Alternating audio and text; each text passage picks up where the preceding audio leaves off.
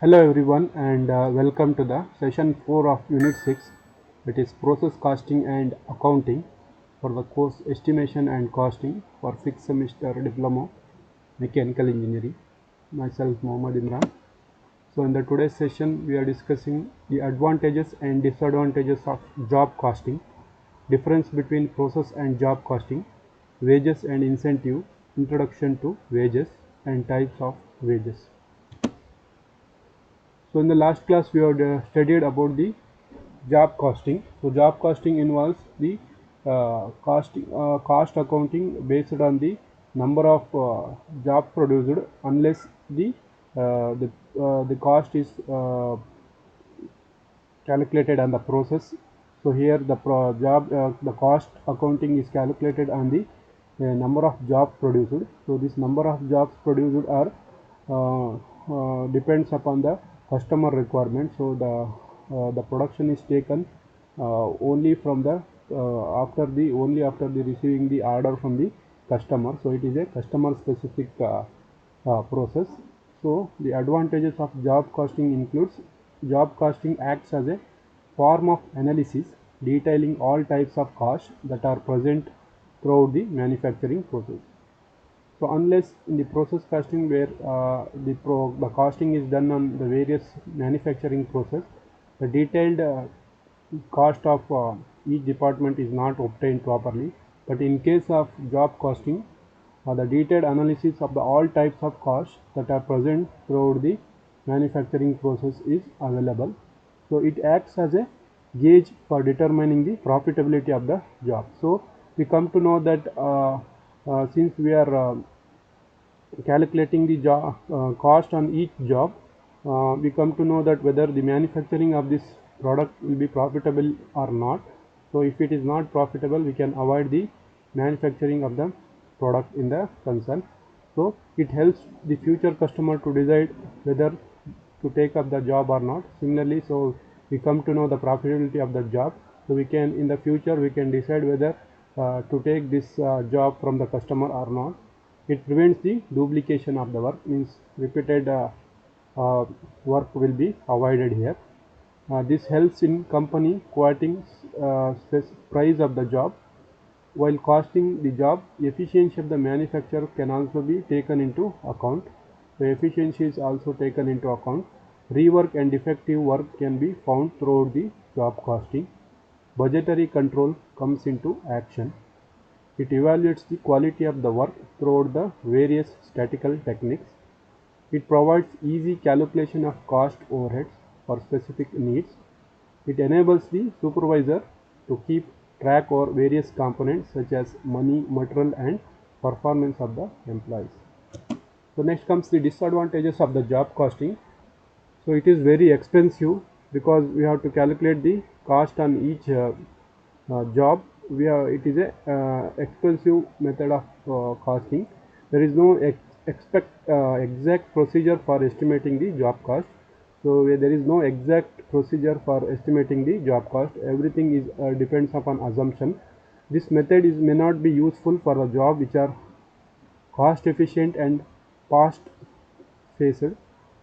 This method requires strict supervision while calculating cost. So here every time the job is different and the components are different and the operations are different, unless in the process costing where the company is manufacturing same component and same process throughout the its life, where no strict supervision not necessary. But in case of job costing where the components are varying day by day and the production is also different day by day, so the strict supervision will be necessary for guiding them and for solving the doubts of the workers. So strict supervision is necessary in case of job costing. More and more clerical work is required to detail about the measure and quote taken in each and every step of the project from the start to the finish. So since in every time the job is different, so strict clerical work is required, more clerical work is required for the action taken for the problems achieved in the manufacture of the component. So clerical work is more highly expensive, no control of the cost since quality control and the price control are usually done after the estimation of the final price. No form of correction can take place if the actual profit is less than the estimated profit. There is no 100% accurate estimation of the final cost of the job using job costing. Next, the difference between process costing and job costing. The base of difference are, the first one is production. The production is against the specific order of the customer. In case of job costing, the production is taken from only after the customer specification, not they are individually manufacturing. In case of process costing, production is continuous flow, whether the customer is giving order or not. We are manufacturing it and we are storing it someplace. Whenever there is a demand, we are supplying it. But in case of job costing, the production will be started only after the customer gives the order. Nature, the products are non-homogeneous in nature, so the products are different. The components which are manufacturing by the companies are depending upon the customer how he require the components. But in case of process casting, the products are homogeneous, so similar kind of components they are manufacturing. Dependence, each job is separate and independent of others. Here the product loss their individual identity as they are manufactured is a continuous flow. Transfer, no transfer is made from one job to another. In process costing, cost along with the output are transferred from one process to another. Cost determination, costs are determined for each determination of job. Costs are compiled for each process. Work in progress, there is hardly any work in progress at the beginning or end of the time. There is existence of work in progress at the beginning as well as the end of the accounting period. Control, as each product unit is different and the production is not continuous, proper control is comparatively difficult. The production is standardized and stable proper control is comparatively easier. So control is very easier in case of process costing, whereas job costing it is difficult. Suitability, it is suitable for goods produced to customer order. It is suitable for the production from the customer order. The process costing is suitable for goods are stocked and production is continuous. Whenever the goods has to be stocked and production is continuous, then it is suitable. Next, wages and incentive and introduction to wages. Introduction to wages. So what is wages? So wages, you can say it is the remuneration paid to the worker for the service rendered by the worker. So whenever the workers give some service to their company, the service in terms of reward gives him the salary. So wherever the worker works, he has to get some wages. So that wages is in terms of the service rendered by him. So without service, they will not give any wages to him. So we can define wages, these are the payments made by the employer for the efforts put in the workers for production. So these are the payments made to the worker for the efforts put by the workers. They are putting some effort for producing the components or making the production. The payment paid to the worker for the efforts put by the worker in the production of any component. These are the payments made for the service rendered by the labor. These are also the payments for the service. They may have provided some service. In terms of the service, we are paying in the payment. So that payment is known as wages. Remuneration paid to the worker for his service offered by him to the concern. The incentive is in terms of rewards of financial or non-financial terms given to the worker. Incentive means in terms of financial or in terms of non-financial paid to the workers in addition to the wages. So incentive is given in addition to the wages for increasing or motivating for producing more production. If we are the person and the worker is regularly producing some component, so if you want the company want him to produce more, then we have to motivate him by giving some financial and non-financial terms by means of money or a bonus, or by providing him any offer for tours and everything, canteen facility. So by this term, increasing his production efficiency by giving financial and non-financial benefits is known as incentive. So that will be studied later. So wages, we can say it is the payment paid to the worker for his service or his efforts in producing some component is known as wages. So different types of wages we have: nominal wages, real wages, living wages, fair wages and minimum wages.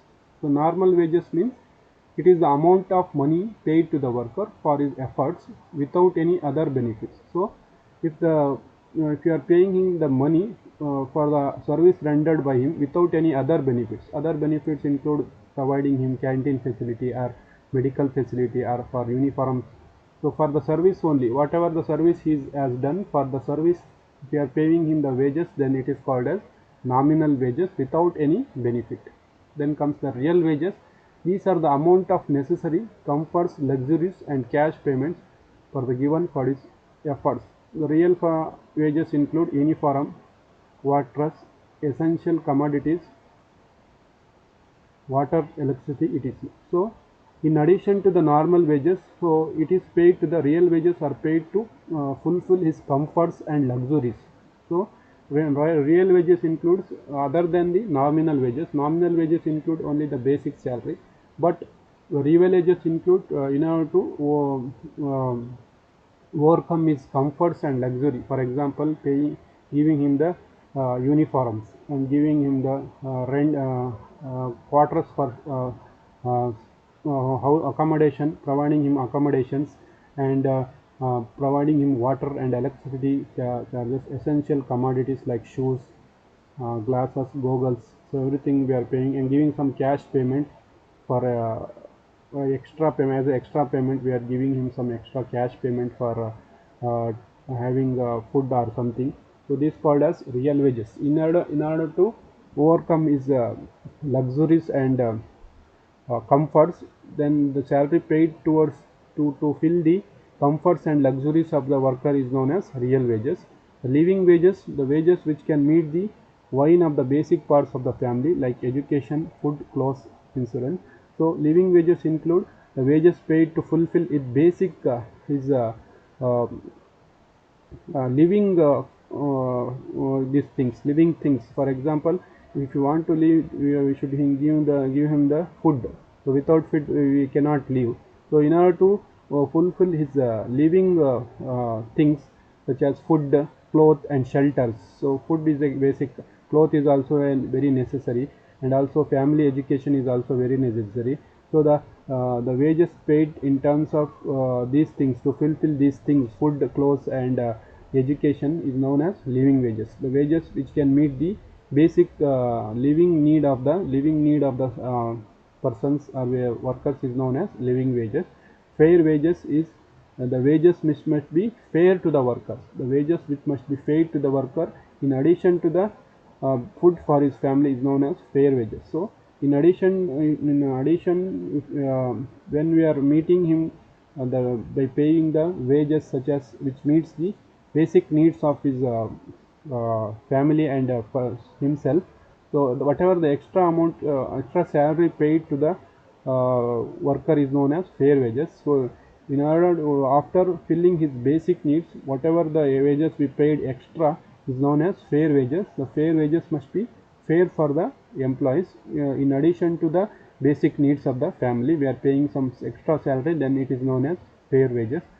Minimum, the fair wages comes between the living wages and minimum wages. So minimum wages, these wages must be sufficient for the preservation of the life and efficiency of the worker, and must provide some measures of education, medical requirements and other amenities. So minimum wages includes the basic needs of the basic living needs of the worker, which provides some measure for education of the family and the medical requirement and other amenities of the life known as minimum wages. The minimum wages covers the minimum requirement of the employees. Thank you for watching this session.